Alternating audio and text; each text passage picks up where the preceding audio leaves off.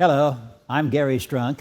In this presentation, I want to show you what I think is one of the most exciting finds in tracing the languages that we find in secular history and compare it to the Bible.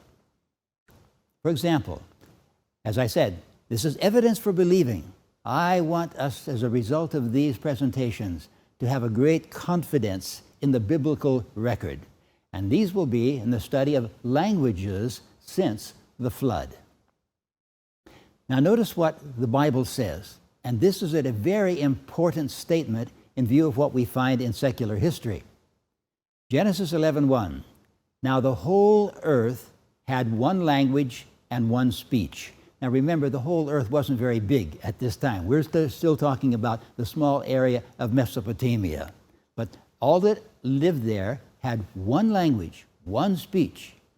And then, in chapter 11, verse 2, it says, "And it came to pass, as they journeyed from the east, that they found a plain in the land of Shinar, and they dwelt there." That's just outside of the Euphrates Valley, between the Tigris and the Euphrates. Then they said to one another, "Come, let us make bricks and bake them thoroughly." They had brick for stone, and they had asphalt for mortar. And they said, "Come, let us build ourselves a city and a tower whose top is in the heavens. Let us make a name for ourselves, lest we be scattered abroad over the face of the whole earth." But the Lord came down to see the city and the tower which the sons of men had built. And the Lord said, "Indeed, the people are one, and they all have one language. And this is what they begin to do. Now nothing that they propose to do will be withheld from them." So he said, "Come, let us go down there and confuse their language, that they may not understand one another's speech." So the Lord scattered them abroad over the face of all the earth, and they ceased building the city. Lots of caricaturization and plays have been made over how they couldn't understand one another, but it was real history. And so, therefore, its name is called Babel, because there the Lord confused the language of all the earth, and from there the Lord scattered them abroad over the face of all the earth. So some went west, way up through Turkey, eventually into Europe. Some went east, as far eventually as China, and some in the Middle East. We can trace them by their languages. So, now what does the secular history say? By Mario Pei, The Story of Language, he says, "The oldest such records at our disposal are those of Sumerian, a language spoken in the Mesopotamian Valley between about 4000 BC and 300 BC, when it became extinct." Now that 4000 BC is a bit of a guesstimate. It could be closer to 3000, but notice where it came from. It came from Mesopotamian Valley, right where Noah and his family migrated to from Mount Ararat, where the ark came to rest. So we look at these maps. Mesopotamia. You see Babylon. Well, we have Babylonian cuneiform. We're going to have Hittite cuneiform from way up here. We're going to have Old Persian cuneiform from down to the other direction, and it was a result of the people migrating. When they migrated, they had different languages, but they borrowed from each other's form of writing. So here we have the same map as I showed you before. Down there to the far side would be Persia, and there's the Persian Gulf. And then in some places they had an entirely different kind of writing and definitely a different language. And so he writes, "The affiliations of Sumerian are undetermined," which means they don't know where it came from. "But it seems unrelated to the Semitic Akkadian spoken by the Babylonians and Syrians who invaded the Sumerian territory about 3000 BC. Now, I'm going to show you a statement that is written in Mario Pei's book that when I saw it, it absolutely jumped out at me. Remember, he said, originally they had one language, Sumerian. Just as the Bible said, they all spoke one language. And then he says this. He said, after this beginning, language records come thick and fast. When I read that, I was startled. I didn't even trust it. Let me tell you the story. I was working on a doctorate at the University of Toronto, and one day I wandered into I was in the library, I ran into the Department of Ancient Languages. And as I perused the books, I came across these two which seemed to be the most authoritative. One was The Story of Language by Mario Pei, and the other one was The Wonder of Words by Isaac Goldberg. And in both of them, I found these startling words. They were different, but this one, for example, after this beginning, language records came thick and fast. So I wondered, who is this Mario Pei, and can I trust this? It almost sounded like someone that was a Christian trying to make the Bible to be true. So I didn't trust it. I said, I'm going to wait till I get back to the States. So 2 or 3 years later, I was here in Southern California, and I went to the big county library in Los Angeles, looked into its ancient literature department, and lo and behold, I came across the same 2 books.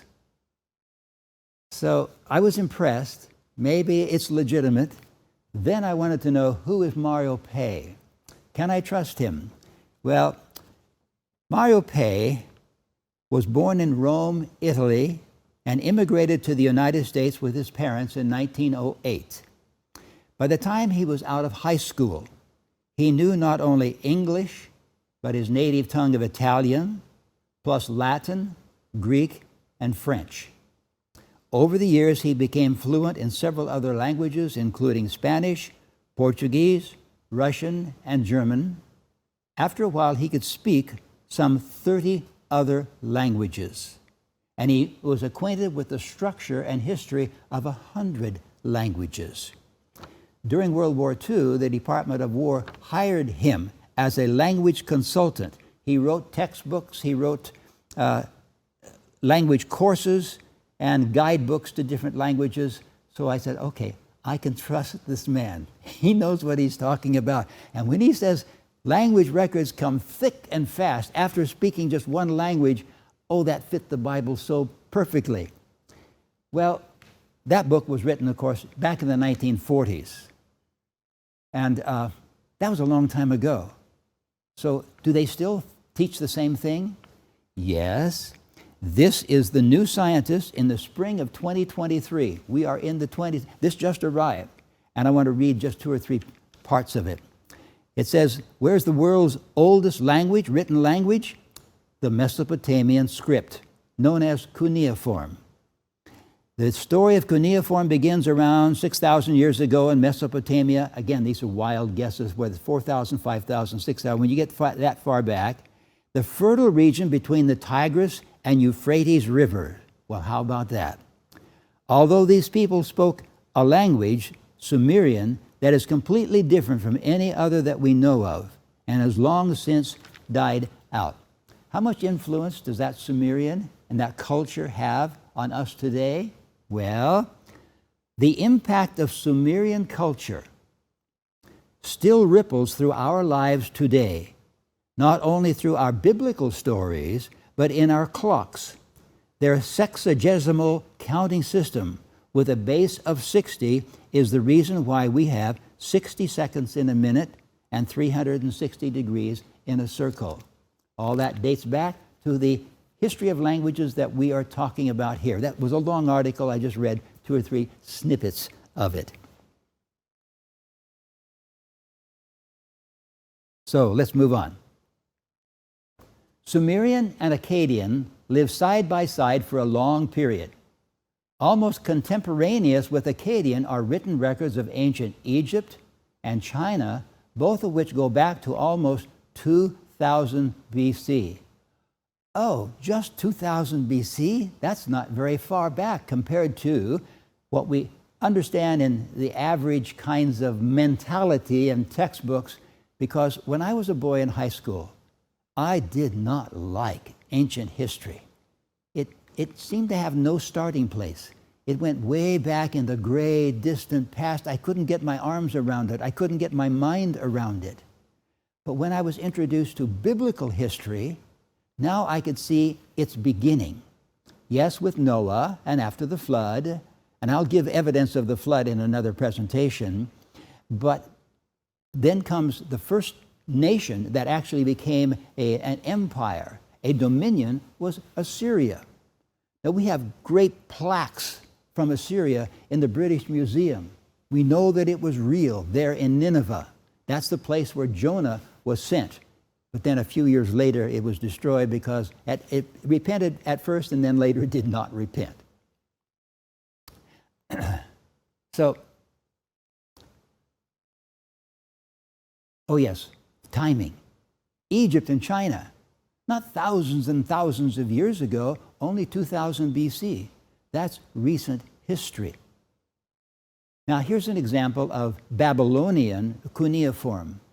If you're not familiar with it, you will see little triangles. This is a little clay tablet, and all kinds of, and there are people who can read this today. They learn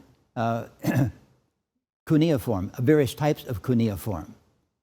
You can see how the triangles are put together in such a way as to spell or to speak a language. Then you have Old Persian cuneiform, and while these are differently designed and organized, they are still using the little triangular shapes of typical cuneiform. Or here's Hittite cuneiform. Remember Hittite that I mentioned earlier when the skeptic said there was no such nation as a Hittite? Oh, there's lots of evidence of Hittite by the tablets that they have found, thousands of tablets talking about the Hittites. Okay, they borrowed from one another this way of writing in the triangles. But now look at Egypt. No borrowing. And Egyptians spoke very differently than those in Babylon. They wrote mostly with little pictures, pictographic language, Egyptian hieroglyphics as it eventually emerged. Very different. And it was very different. Not that one gradually changed into another. They were totally different from the start because of the Tower of Babel. And then if you look at the Far East, you have here writings of Korean, of Japanese, of Chinese. Now they speak very differently, one nation compared to another. Japanese and Korean are very similar, but very different from Chinese. But their language as they write it are very similar. And then you get a little closer to our language, and you can see the alphabet down there, A, B, C, D, E, F, G, and the numbers 1, 2, 3, 4, 5, 6. This is German, of course, from Europe, very close to our English here today. So, Mario Pei asks, what are the chances of discovering the origin of language? Frankly, very slight. The languages of primitive groups do not cast too much light upon the problem. They are, as a rule, anything but primitive, save for reference to the vocabulary of modern civilization. Now get this next point. Linguists who explore these tongues regularly find in them refinements of distinctions and complexities unknown to our languages, even though circumscribed by the primitive group's experience and environment. We've got a lot more technical terms in our language. We may have a larger vocabulary, but they had subtleties in the way they expressed themselves. We use hands, we use eyes, we use head gestures, but it was all tied up also in the language. Languages tend to simplify over time.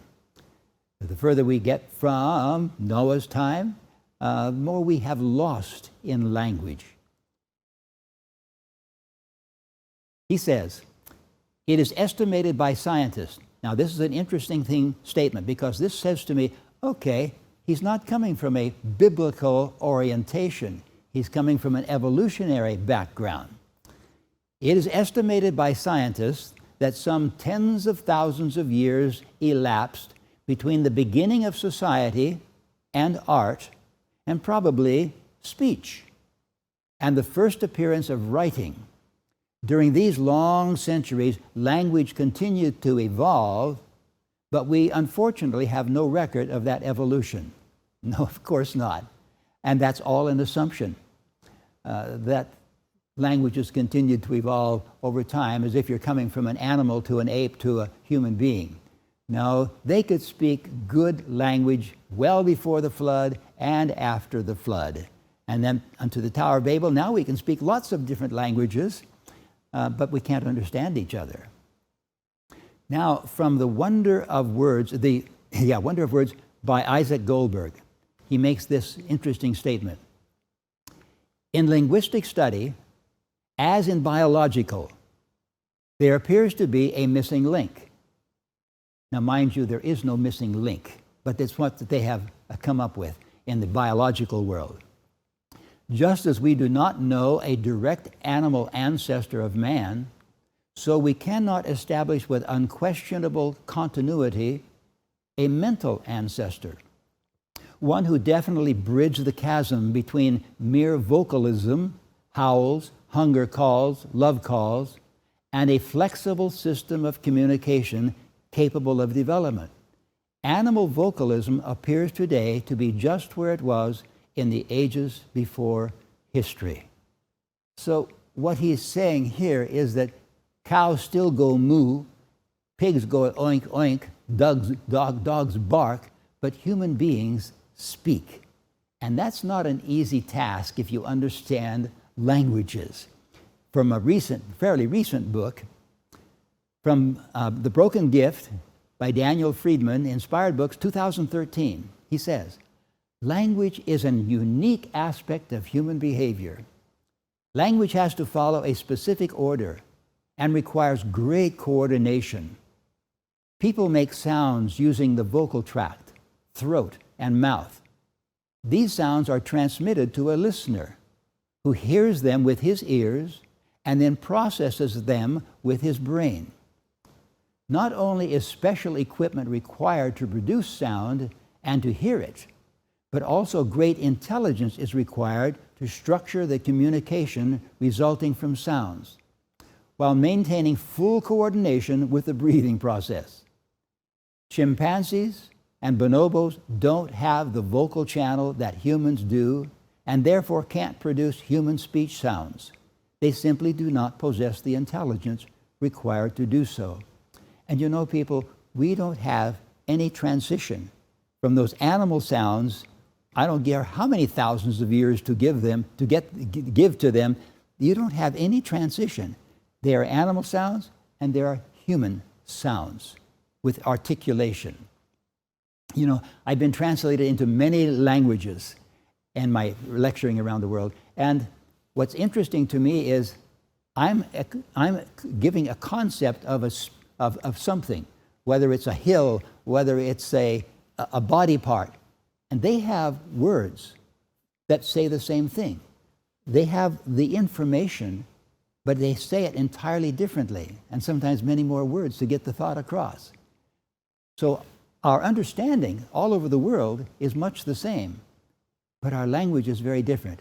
That in itself is an exciting thing to be translated. I say it's an intriguing thing more than an exciting thing. Well, looking at history, ancient civilizations. How far back do we go with ancient civilizations, and where did it begin? Well, take a look. Mesopotamia, around 3600 BC. Notice how they vary from 5,000 to 3,000. This is 3600 BC. Egypt, later, 3200 BC. The Phoenicians and Mycenaeans, 3000 BC. Minoans and Mycenaeans, I said the Phoenicians and Hebrews. And then the Minoans and Mycenaeans. And then India, 2400 BC. China, late, 1500 BC, somewhere between 1500 and 2000 BC. And Africa, 1000 BC. I bought a book a number of years ago entitled The Last 2 Million Years.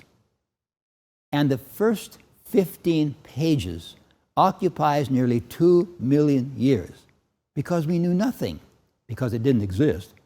And the rest of the book of 5,000 pages occupy the last 4,000 or 5,000 years, really more like 2,000, of course, like 4,000 to 500 years. That's quite an admission. Human beings haven't been around here for 2 million years. Neither has the earth, neither has life. So, what is the oldest thing that we have in our world? Well, we go up here to Central California and we come across the bristlecone pine, estimated to be about 5,000 years. Why not 10,000 or 20,000? No, it just happens to be about the same length of time as the flood. Or we go to the magnificent sequoias, so very, very tall, 20 stories high, 36 feet in diameter. People are very small compared to a tree like that. But if you read about it, it says, the giant sequoia trees of California are the largest living trees in the world. Some are as ancient as 3,500 years old. When you get used to biblical terms, 3,500 isn't very, very far back. That's 1500 BC. With a diameter of greater than 35 feet and a height of 25-story building. The giant sequoias were here before our nation, the United States, was founded, quietly witnessing the evolution of our society. Oh, but now listen, now our progress is the greatest threat to their continued survival. Without your help today, we could lose them forever. Don't let it end here. And then it has an interesting diagram of how far back it goes. Let's say the oldest living sequoia, 1500 BC, that's when it started, that's when it sprouted. King Tut's entomb, 1323 BC. The Great Wall of China, 221 BC. The Declaration of Independence, getting out here a little bit later until we come to our day. Well, let me summarize. How old is the oldest living thing on earth? Answer, about 5,000 years. How old is the oldest civilization? Answer, about 5,000 years, if that. I'm drawing much of that from the secular textbooks. How old is the earliest written record? Answer, about 4,000 years. How old is the oldest known language? Just about 4,000 to 5,000 years max. And now I want to ask one more time.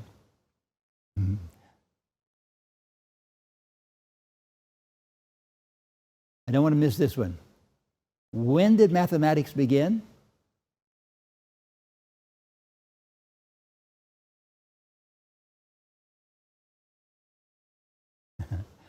Answer, about 3000 BC.